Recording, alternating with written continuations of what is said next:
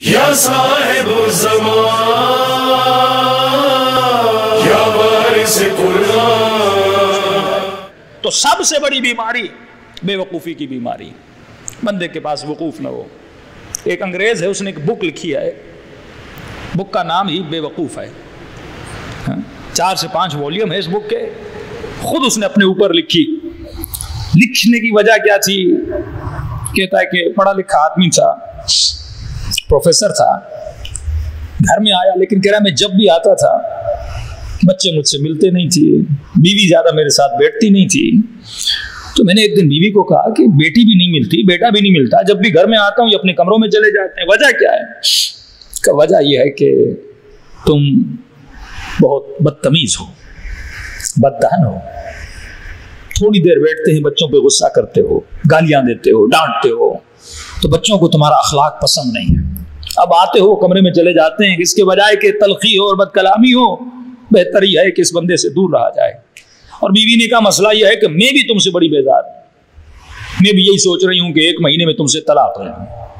اب جیسے اس نے سنا کہ بیوی بھی ڈائیورس لینے والی ہے، کس نے بیوی کو کہا کہ مجھے 2 مہینے کی مہلت دو، میں اپنے اخلاق کو اچھا کروں گا، بعثت لأتمم مکارم الاخلاق، میں مبعوث ہوا تاکہ اس معاشرے کو اخلاق مند معاشرہ بناؤں، کہ مجھے 2 مہینے کی مہلت دو، میں اپنا علاج کرواؤں گا۔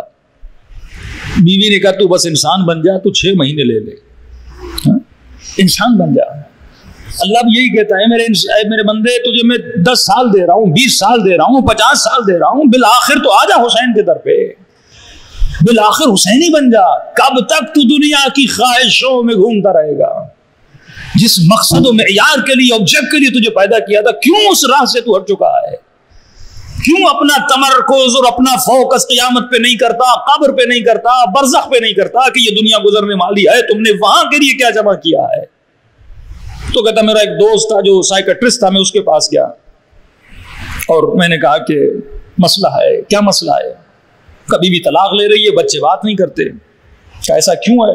کبھی بھی ایسی ہے، بچے ایسے ہیں، بیٹی ایسی ہے، بیٹا ایسا ہے۔ 1.5 گھنٹہ یہ کہنے لگا کہ وہ کیسی ہے۔ ڈاکٹر نے کہا اتنے تم نے یہ تو بتا دیا، وہ کیسے؟ تھوڑا یہ بتا تو کیسا ہے؟ من عرف نفسہ فقد عرف ربہ، جو انسان خود کو پہچانتا ہے وہ خدا کو پہچانتا ہے۔ اس نے کہا اتنے آپ نے بتا دیا کہ بیوی کیسی تھی، بچے کیسی تھی، یہ نہیں بتایا آپ کیسے ہو؟ کہ لکھو کاغذ پہ کہ تم کیسے ہو، تمہارا اخلاق کیسا ہے، تمہاری رفتار کیسی ہے، تم سے کتنے لوگ خوش ہوتے ہیں، تمہارے اخلاق سے کتنے لوگ ناراض ہوتے ہیں؟ کیا تمہارا وجود لوگوں کو سکون دے رہا ہے؟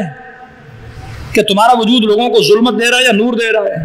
تمہارے وجود سے کوئی فائدہ لے رہا ہے؟ تو کہا لکھو کاغذ پہ۔ اس نے لکھا، اس نے کہا دیکھو تمہیں جو بیماری ہے اس کا نام ہے بے وقوفی۔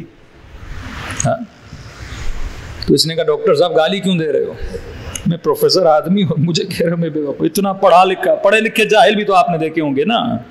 تو کہا میں تمہیں ایک مشورہ دیتا ہوں، اس بیماری کا علاج تو بڑا مشکل ہے، لیکن تمہارے ضمیر کو جھنجھوڑنے کے لیے اور بیدار کرنے کے لیے تجھے ایک مشورہ دیتا ہوں۔ کہ کون سا مشورہ؟ کہ ایک تختہ لو، ایک بہت بڑا تختہ، وہ تختہ لا کے اپنے آفس میں، اپنے گھر میں، اپنے کمرے میں، جہاں تمہارا دل کہے، جہاں پہ تمہاری زیادہ ایکٹیویٹی ہے وہاں پہ لگا لو۔ لگانے کے بعد پورے دن میں اگر تم کسی کو گالی دو، بدتمیزی کرو، کسی کی غیبت کرو، کسی کو مارو، کسی بھی انسان کو تکلیف دو، وہ رات کو آ کر نوٹ کرو کہ آج میں نے غصے میں آ کر کس کس کو تکلیف دی۔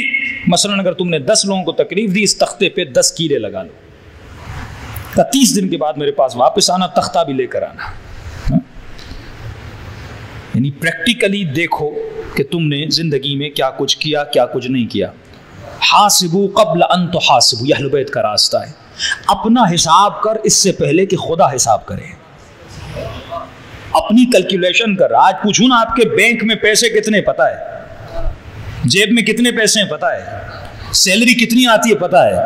اور یہ پوچھوں کہ نیکیاں کتنی ہیں، برائیں کچھ پتہ نہیں۔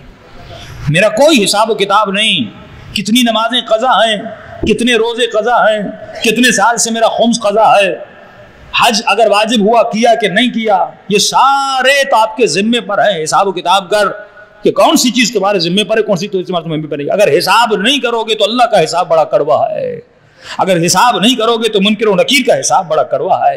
تو اس سے پہلے کہ موت آ جائے اپنا حساب کر. کہا یہ تختہ لے لے اور جس کے ساتھ بے احترامی اور بدتمیزی کرتا ہے ایک کیل لگا لے. 1 مہینے کے بعد تختہ لے کر آنا. ڈاکٹر نے ایک تختہ دیا تھا. بندہ جب مہینے کے بعد واپس آیا 3 تختے لے کر آیا, تینوں کیلوں سے بھرے ہوئے. کہ میں تو سوچ رہا تھا تو چھوٹا بے وقوف ہے, لیکن تو بہت بڑا بے وقوف ہے. 3 تختے کا کیا کروں؟ آپ نے کہا تھا کیلیں لگاتے جاؤ. میں کیلیں لگاتا گیا. کہا ڈاکٹر صاحب مجھے بچا لو, میں بڑی کوشش کر رہا ہوں لیکن عادت نکل نہیں رہی.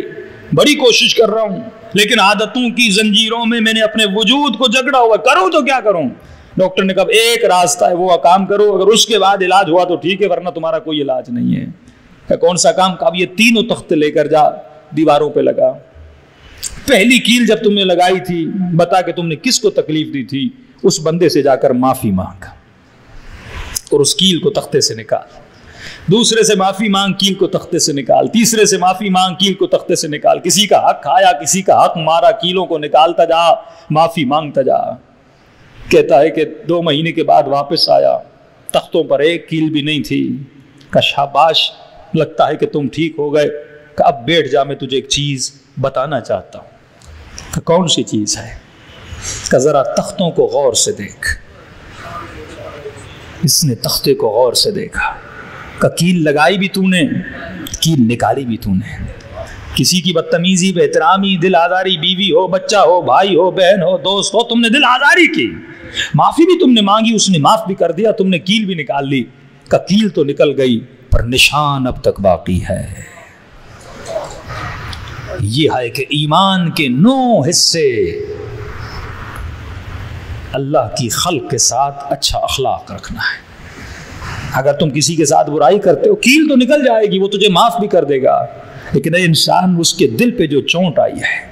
تبھی امام سجاد فرماتے ہیں نیزوں نے مجھے اتنے زخم نہیں دیے.